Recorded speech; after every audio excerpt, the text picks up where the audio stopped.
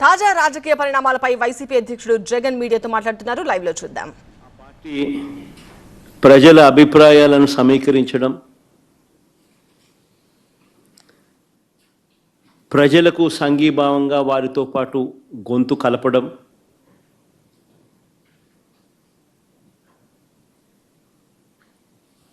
ప్రజలకు తోడుగా నిలబడడం చేయాల్సిన ధర్మం కూడా ప్రతిపక్ష పార్టీదే. వైఎస్ఆర్ కాంగ్రెస్ పార్టీ ఒక్కటే ఇవన్నీ విషయాలలో కూడా ప్రజలకు ఈ సంవత్సర కాలంలో అన్ని రకాలుగా తోడుగా నిలబడింది. ఈ ఏడాది పాలనలో ప్రజలకు తానిచ్చిన ఏ హామీని కూడా చంద్రబాబు గారు నెరవేర్చకపోగా అన్ని రకాలుగా ప్రజలను ఇబ్బందుల పాలు గురి చేస్తూ ఉన్న నేపథ్యంలో రైతులకు సంబంధించి డిసెంబర్ 13, 2024 రైతు సమస్యలకు సంబంధించిన తాను ఎగరగొట్టిన రైతు భరోసా సొమ్మును డిమాండ్ చేస్తూ, రైతన్నలకు గిట్టుబాటు ధర రాని పరిస్థితిని రైతన్న తరపున లేవనెత్తుతూ, ఉచిత పంటల బీమాను తాను ఎత్తివేసిన పరిస్థితుల్లో తనను ప్రశ్నిస్తూ, సమయానికే ఇచ్చే ఇన్పుట్ సబ్సిడీని నీరుగార్చిన పరిస్థితుల్లో తనను ప్రశ్నిస్తూ రైతుల సమస్యల మీద డిసెంబర్ 13, 2024 అన్నదాతకు అండగా వైఎస్ఆర్సీపీ రాష్ట్ర వ్యాప్త ధర్నా కార్యక్రమానికి పిలుపునిచ్చి రైతులకు తోడుగా నిలబడింది.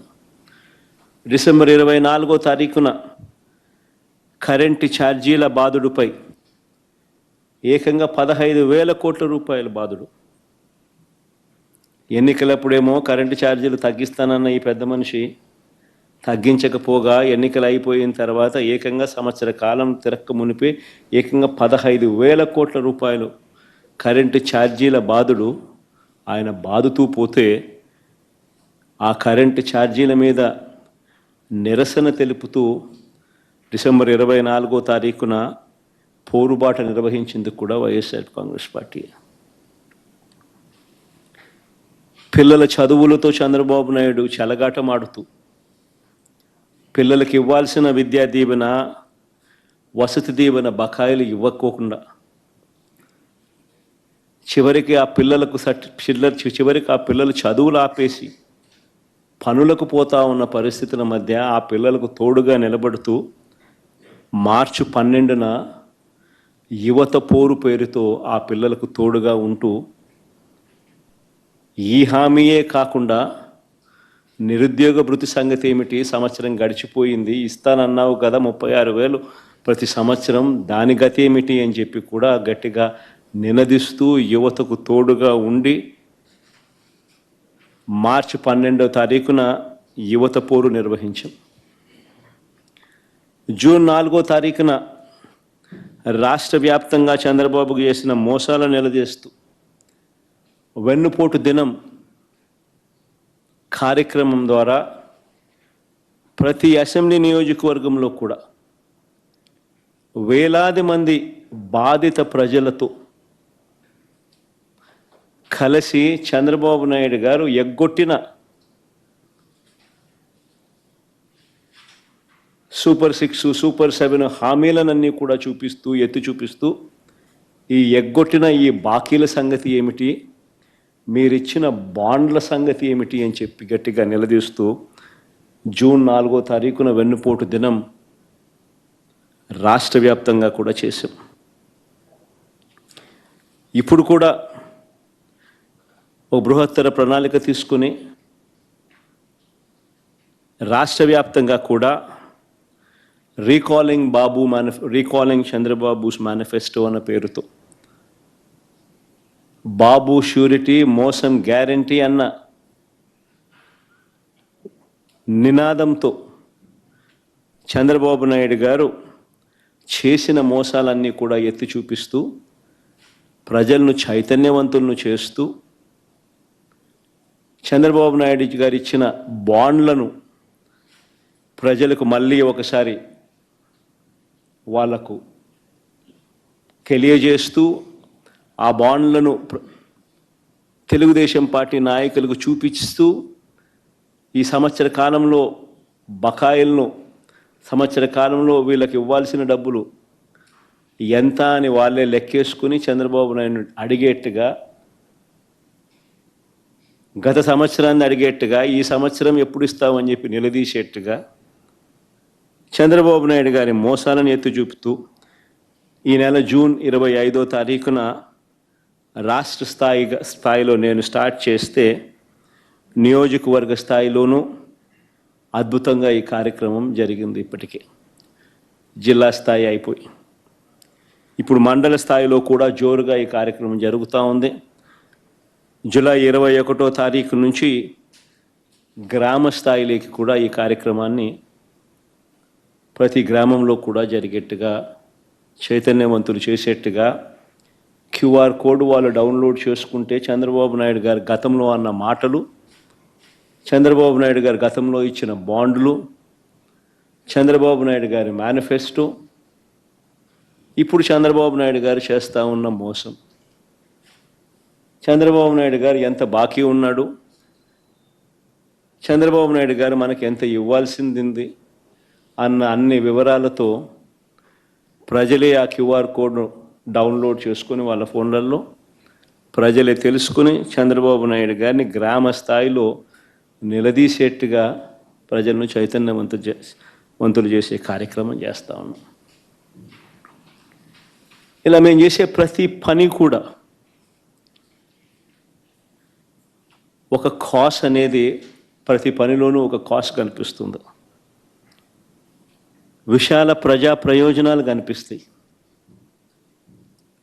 ప్రజలకు సంబంధించిన ప్రతి అవసరము, ప్రజల తరపున వారికి సంబంధించిన ప్రతి అంశము లేవనెత్తే ఒక విశాల దృక్పథం, విశాల ప్రజా ప్రయోజనం కనిపిస్తుంది.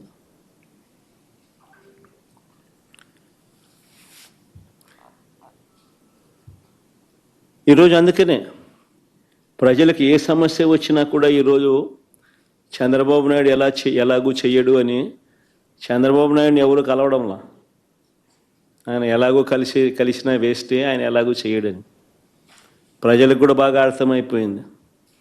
చంద్రబాబు నాయుడు ప్రభుత్వం ఇక పోతా ఉంది, గట్టిగా కళ్ళు మూసుకుంటే మరో 3 సంవత్సరాలలో చంద్రబాబు నాయుడు ఎగిరిపోతాడు, మళ్ళా వచ్చేది వైఎస్ఆర్ కాంగ్రెస్ పార్టీ అని చెప్పి వైఎస్ఆర్ కాంగ్రెస్ పార్టీ తలుపు తడుతూ ఉన్నారు. వాళ్ళకు జరిగిన సమస్యల గురించి చెప్తా ఉన్నారు. ఇది చంద్రబాబు నాయుడు తట్టుకోలేకపోతా ఉన్నాడు. ఇది చంద్రబాబు నాయుడు ఇది తట్టుకోలేకపోతా ఉన్నాడు కాబట్టి ప్రతిపక్ష పార్టీని అణచివేయాలని చూస్తూ ఉన్నాడు. తద్వారా ప్రజల గొంతును నొక్కేయాలి అని చెప్పి తాపత్రయపడతా ఉన్నాడు. దీనికోసం చంద్రబాబు నాయుడు గారు విచ్చలవిడిగా అధికార దుర్వినియోగానికి పాల్పడుతూ ఉన్నాడు.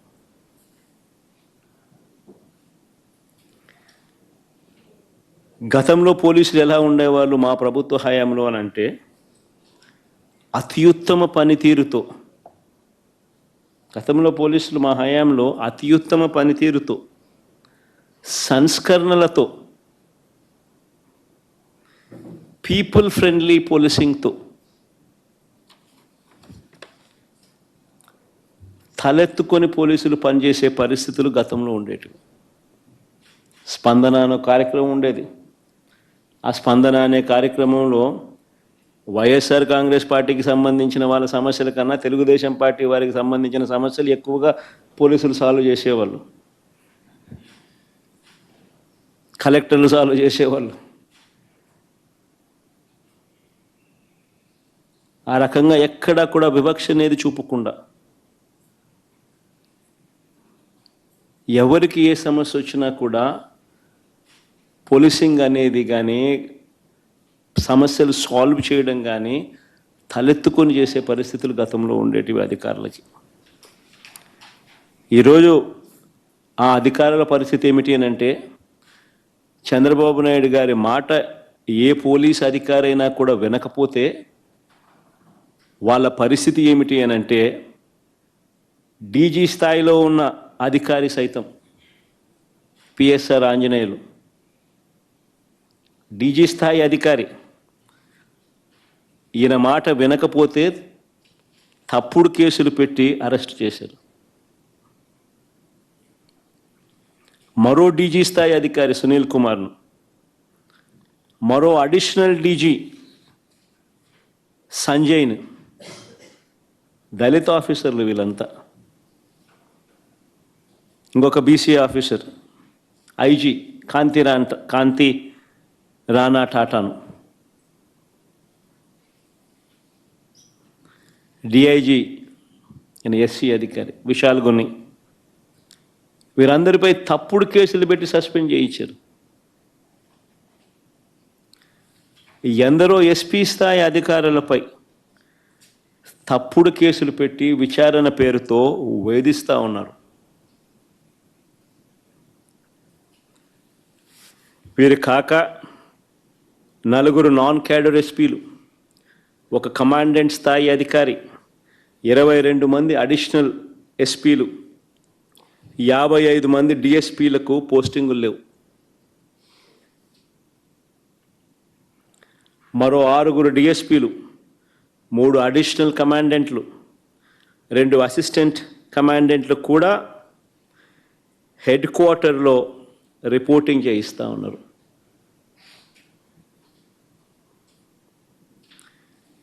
ఎనిమిది మంది డిఎస్పీలు సస్పెండ్. వీరు కాక మరో 80 నుంచి 100 మంది ఇన్స్పెక్టర్లు, 100 మంది కానిస్టేబుళ్ళు విఆర్లో ఉన్నారు. చంద్రబాబు నాయుడు గారి మాట ఎవరైతే వినరో వారి పరిస్థితి ఇది. రాష్ట్రంలో ఎంతటి దుర్మార్గపు పాలన నడుస్తూ ఉంది అని చెప్పడానికి ఇవన్నీ కూడా ఉదాహరణలు. కేవలం తన మోచేతి నీళ్లు తాగే అధికారులను మాత్రమే తాను పెట్టుకొని, వాళ్ళను కరప్షన్లో భాగస్వాములను చేసుకుని, ఈరోజు రాష్ట్రంలో పరిస్థితి ఏమిటి అని అంటే, డిఐజీ అనేవాడు మాఫియా డాన్.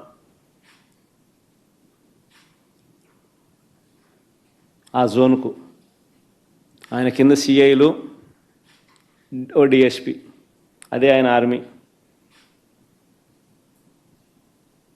ఆ నియోజకవర్గంలో జరిగే ఇసుక కానీ, నియోజకవర్గంలో జరిగే మద్యం కానీ, ఆ మద్యం బెల్ట్ షాపులు నిర్వహించాలన్నా దాని పర్మిషన్ కానీ, ఆ నియోజకవర్గ స్థాయిలో ఏ పరిశ్రమ నడవాలన్నా కూడా ఎమ్మెల్యేకి ఇచ్చే కప్పం దాకా, ఆ నియోజకవర్గంలో ప్యాకాట క్లబ్బులు నడిపే విషయంలో కానీ, ఏ విషయంలోనైనా కానీ డిఐజీలు ఆధ్వర్యంలో సిఐలు డబ్బులు కలెక్ట్ చేస్తారు.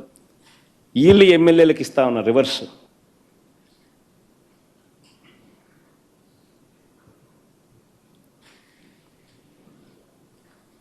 సగం వీళ్ళకి ఇస్తా ఉన్నారు, సగం పైకి పెద్దబాబుకు చిన్నబాబుకు తీసుకొని పోతా ఉన్నారు. డిఐజీలతో నడిపిస్తూ ఉన్నారు కలెక్షన్ కార్యక్రమాన్ని.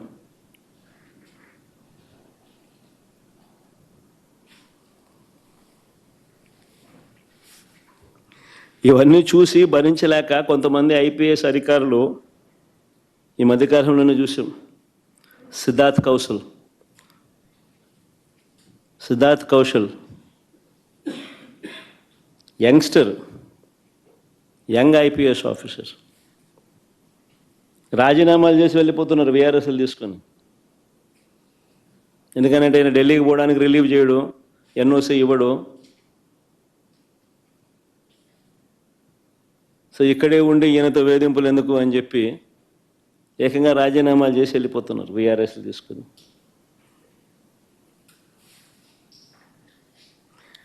ఏ ప్రభుత్వమైనా గట్టిగా పని చేస్తే, ఏ ప్రభుత్వంలో అయినా పోలీసు వ్యవస్థ అన్నది గట్టిగా ఉంటే నేరాలు చేసేవాళ్ళు రాష్ట్రం వదిలిపెట్టి వెళ్ళిపోతారు. కానీ ఇక్కడ మాత్రం మన రాష్ట్రంలో పోలీసులు రాష్ట్రాన్ని వదిలిపెట్టి వెళ్ళిపోతున్నారు, మంచి ఆఫీసర్లు.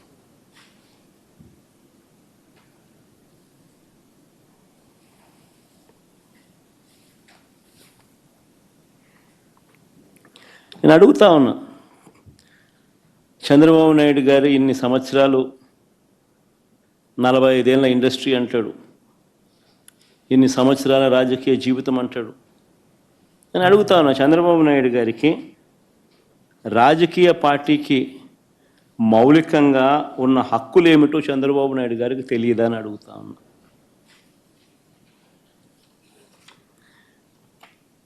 మరి పెద్ద మనిషి ఇన్నాళ్ళు రాజకీయాలు ఎలా చేశాడని అడుగుతా ఉన్నా. మీటింగులు పెట్టుకోవడము, ప్రజల దగ్గరకు వెళ్ళడము, ప్రజలను చైతన్యవంతులను చేయడము, ఇవన్నీ రాజకీయ పార్టీలకు ఉన్న హక్కులు కావా అని అడుగుతా ఉన్నా. ప్రభుత్వం ఏదైనా అన్యాయం చేసినా, ప్రభుత్వం వల్ల ఏదైనా నష్టం జరిగినా, ప్రభుత్వం ఏదైనా మోసం చేసినా ఆ ప్రభుత్వాన్ని ప్రశ్నించే హక్కు రాజకీయ పార్టీలకు లేదా అని అడుగుతా ఉన్నా.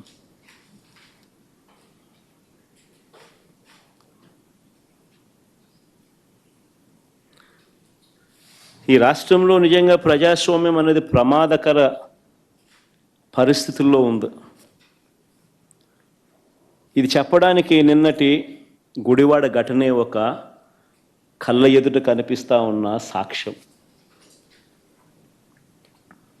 నిన్న గుడివాడలో అక్కడి స్థానిక జెడ్పీటీసీ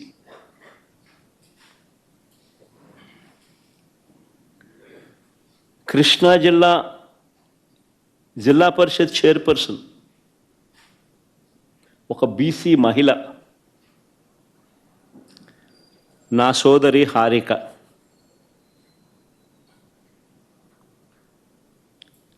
ఈ టీడీపీ సైకోలనాల్లో చంద్రబాబు నాయుడు గారి సేడిజంలో భాగస్థులైన సేడిస్టులనాల్లో కానీ ఈ టీడీపీ సైకోలు కర్రలతో రాళ్లతో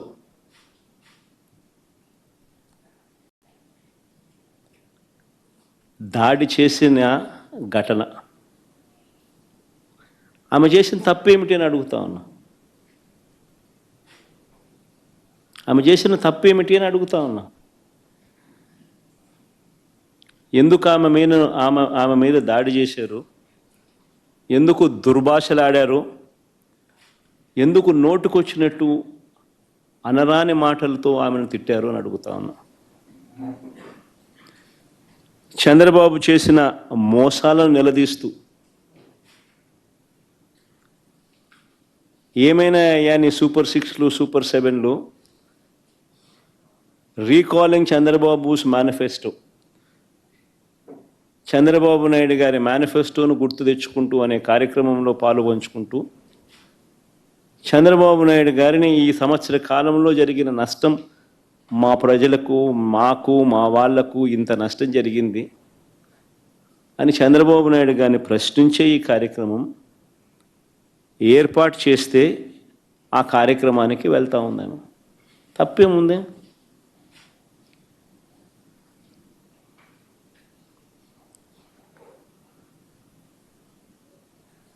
సాయంత్రం 5 గంటలకు మొదలైంది ఈ మీద దాడి. దారిలో పోతా ఉంటే కారును అడ్డగించినారు. 5 గంటలకు మొదలైతే 6:30 వరకు ఈ దారి కొనసాగింది. ఆమెను కారులో కూర్చోబెట్టి ఆమె భర్తను కారులో ఉంచి కారులో ఉండగా తిడుతూ,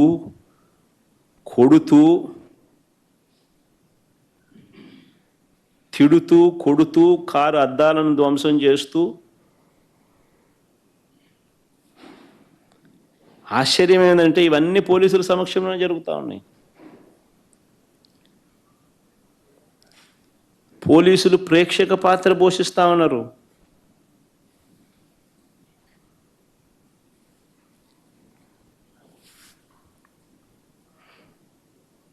నేను అడుగుతా ఉన్నా, ఇదే చంద్రబాబు నాయుడు గారిని అడుగుతా ఉన్నా, ఒక బీసీ మహిళ, ఆమెకు ఆత్మగౌరవం లేదా? ఇంతమంది కలిసి ఇంతమంది సైకోలుగా బిహేవ్ చేసి, సేడిస్టులుగా బిహేవ్ చేసి ఆమెను తిడుతూ, అనరాని మాటలు ఆమెను అంటూ, ఆమె భర్తను, కారులో ఉన్న ఆమెను కారు అద్దాలు పగలు కొడుతూ, పక్కనున్న వాళ్ళను కొడుతూ, దారి కాచి కారు ఆపి పోలీసుల సమక్షంలో, చేతిలో అధికారులు ఉన్నారు కదా అని చెప్పి, అధికారం ఉంది కదా అని చెప్పి చంద్రబాబు నాయుడు గారు ఏం చేస్తూ ఉన్నారు? ఇది సేడిజం కాకపోతే ఏమిటని అడుగుతా ఉన్నా.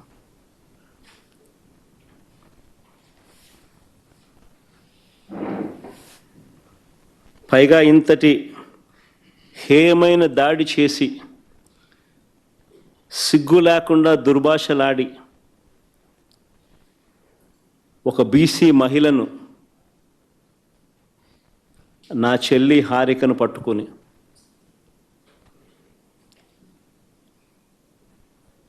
మహానటి అని తెలుగుదేశం వాళ్ళు మాట్లాడుతున్నారు.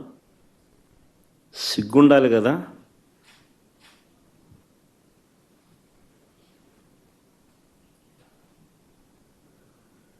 మీరు తప్పు చేసి అనకూడని మాటలు మీరంటూ కారద్దాలు పగులుకొట్టి దాడి చేసి ఆమెను మహానటి అంటారు.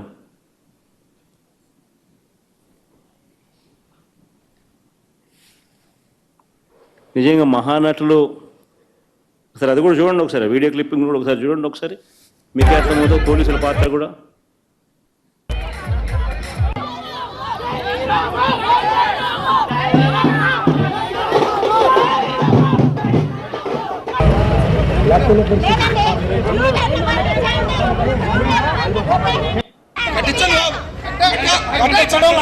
జరగాల్సిందే కట్టాలాగా.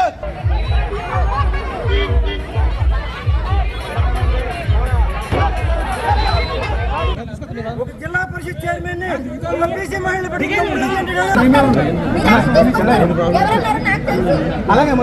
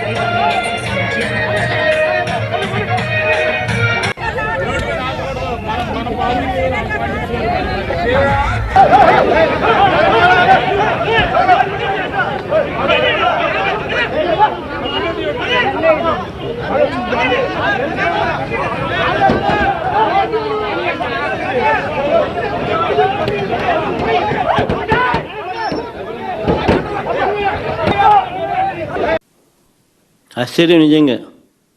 పోలీసుల దగ్గరుండి పోలీసుల ఆధ్వర్యంలో, వాళ్ళ సమక్షంలో జెడ్పీ చైర్మన్ మహిళ, స్థానిక జెడ్పీటీసీ సభ్యురాలు పరిస్థితి అది. మళ్ళీ మహానటి అని చెప్పి రివర్స్ ఆమెను అంటారు. ఎవరు మహానటులు? దానవీర సూరకర్ణ కన్నా గొప్పగా యాక్టింగ్ చేస్తూ ఉన్నాడు చంద్రబాబు నాయుడు. ఎన్టీఆర్ ఎక్కడికి వెళ్ళిపోవాలి చంద్రబాబు నాయుడు గారు లైవ్ యాక్షన్ ముందు. ఈ ఘటనలో నాగార్జున యాదవ్ అనే మరో జెడ్పీటీసీ భర్తను కూడా కొట్టారు దారుణంగా.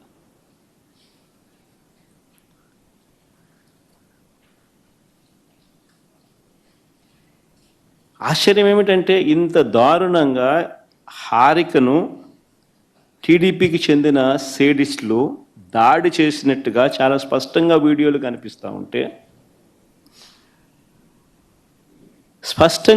కనిపిస్తూ ఉంటే ఇప్పటి వరకు ఎంతమంది మీద కేసులు పెట్టారు? ఇప్పటి వరకు ఎంతమందిని అరెస్ట్ చేసినారు?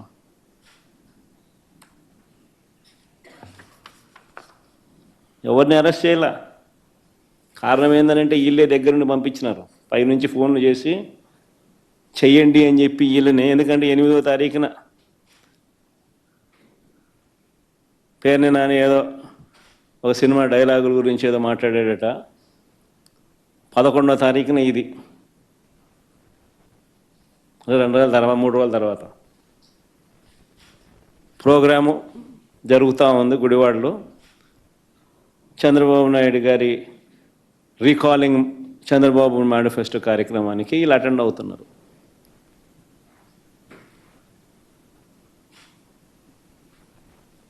పథకం బన్ని దారి గాసి పోకమునిపే దారిలో ఏం చేస్తూ ఉండరు? ఆశ్చర్యం ఏంటంటే కళ్ళ ముందర కనిపిస్తూ ఉన్న ఈ వీడియోని పక్కన పెట్టి హారిక భర్త రాముపై తప్పుడు కేసు పెట్టినారు.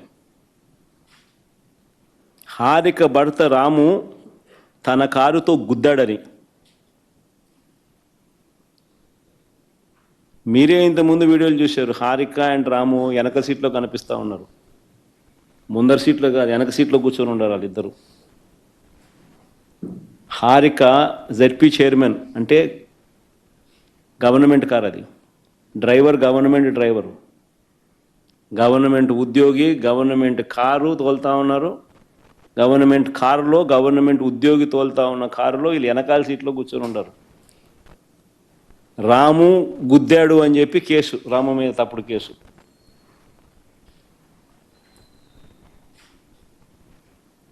ఒక బీసీ మహిళకు మీరు చేస్తూ ఉన్న గౌరవం ఇదేనా అంటున్నా.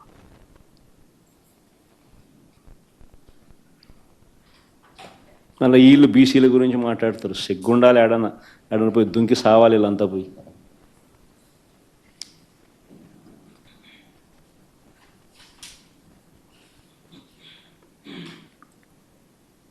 మరుసటి రోజు, ఆ రోజు కాకుండా మళ్ళీ మరుసటి రోజు పేర్ని నాని, ఖైలా అనిల్ కుమార్ సహా పెడనలో సభ పెట్టిన వారందరిపైన మరో కేసు పెట్టినారు. నేను అడుగుతా ఉన్నా, ఎందుకు కేసు పెడతా ఉన్నారు? ప్రజాస్వామ్యంలో ప్రతిపక్ష పార్టీగా క్యాడర్ మీటింగులు పెట్టుకోకూడదా?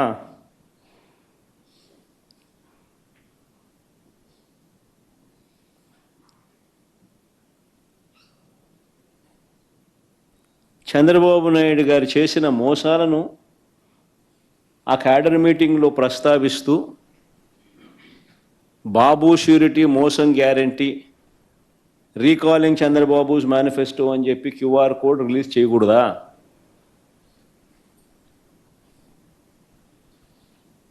అడుగుతా ఉన్నా.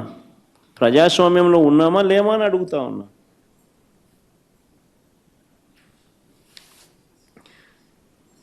దాడుల నుంచి పోలీసులు రక్షించడం పక్కన పెడితే, పోలీసుల సమక్షంలోనే దాడులు జరుగుతూ ఉన్నది కంటికి కనిపిస్తూ ఉంటే ఇది సరిపోదు అన్నట్టుగా దగ్గరుండి పోలీసులే తప్పుడు కేసులు పెడతా ఉన్నారు బాధితులపై. ఇది ప్రజాస్వామ్యమేనా అని అడుగుతా ఉన్నా.